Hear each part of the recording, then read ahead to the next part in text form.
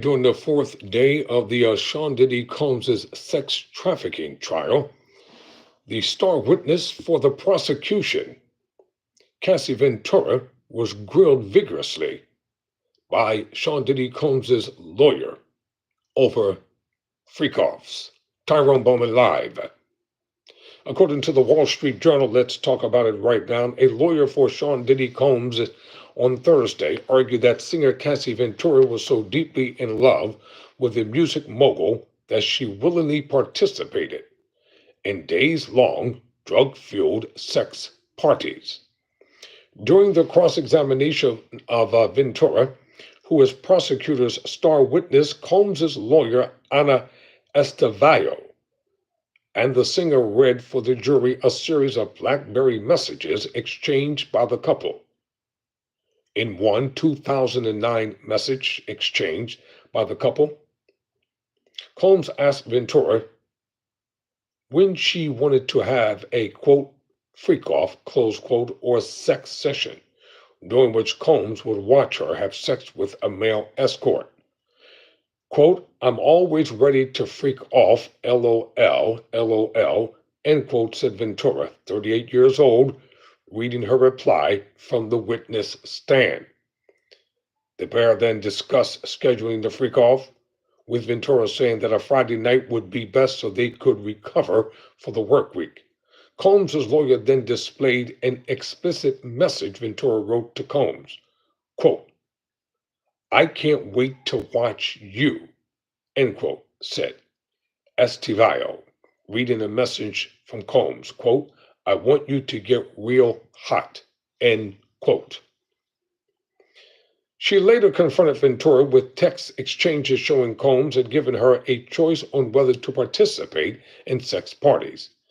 In a 2017 exchange, Ventura proposed a game where each makes up a character to play for the evening.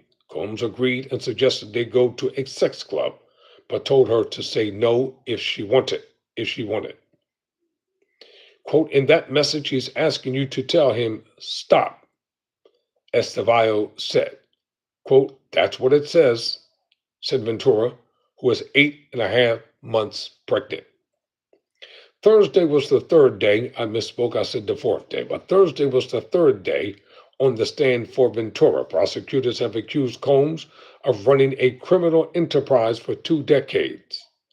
With the help of his bodyguards and other high-ranking employees, they said that he physically abused and sexually exploited Ventura for years and forced her to have sex with male escorts during an elaborately choreographed group sex sessions. Under questioning by a prosecutor earlier this week, Ventura told jurors that Combs used threats and violence to control her. Lawyers for Combs have acknowledged his, quote, swinger, end quote, lifestyle and violent behavior, but said his alleged victims were adults who chose to take part in the sexual activity. Combs was 55, has pleaded not guilty to sex trafficking and other offenses. Thursday's cross-examination is key to the defense's argument that the sexual activity was consensual, not coerced. Defense lawyers are also explicit to highlight a $20 million settlement of a lawsuit Ventura filed against Combs in 2023.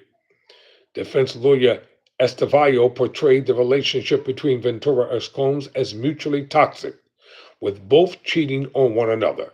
Ventura admitted she grew, quote, insanely jealous, end quote, when she learned of Combs seeing other women. Quote, you wanted to be the main girlfriend? End quote. Estevallo asked.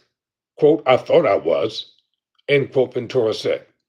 Combs in turn grew enraged when he learned that she was dating other men during breaks. She said, including when she briefly dated rapper Kid Cudi.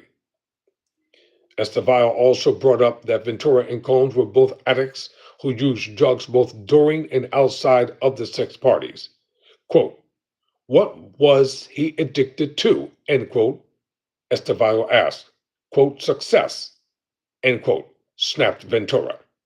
She later acknowledged that Combs was addicted to opiates, recounting one instance where he was taken to a hospital after overdosing on painkillers at the Playboy Mansion. Combs and Ventura always used drugs in their relationship, she said. Over time, quote, it became the main event for us, end quote, she said. With this situation, it seems like it's a very complex situation, ladies and gentlemen. There are a lot of moving parts going on here. It's going to be interesting to see how this jury ultimately rules in favor or against. Till next time, never surrender, never quit.